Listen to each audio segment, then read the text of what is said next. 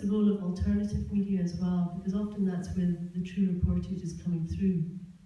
I think it's very interesting that mainstream media aren't touching Portugal, for instance. There's a lot more happening out there that gives an indication that something is shifting here, and it's actually going to shift, I think, very fast and come up into the surface. So I have great hopes that in Paris there will be an opportunity, especially for small island states and for the indigenous world, for Central South America, to stand up and speak out and call for climate crime and earth justice.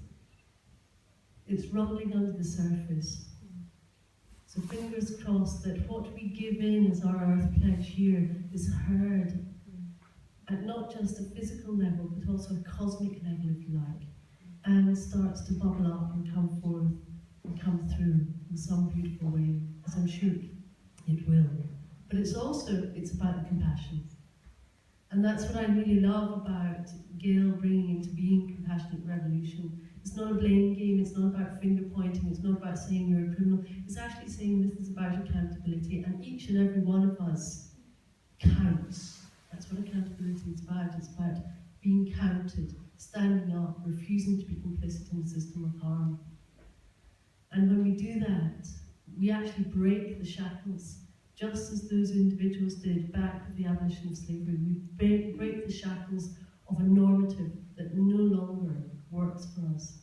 It is no longer fit for purpose.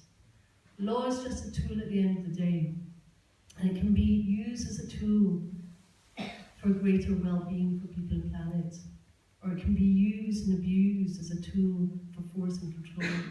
What do we choose? How do we choose to speak out? If you'd like to help, there's a bunch of letters and envelopes. It's called an open heart letter. It's sitting on the table over there.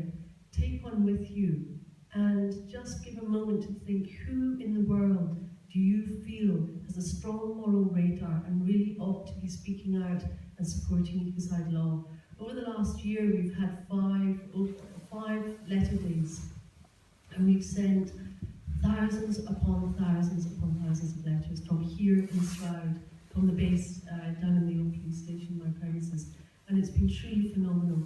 And lots of people have been engaged, and lots of people I can see here as well who've been involved in it.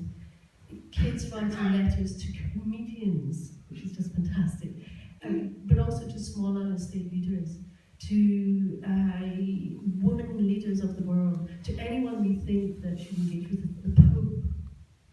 And there's just one golden rule.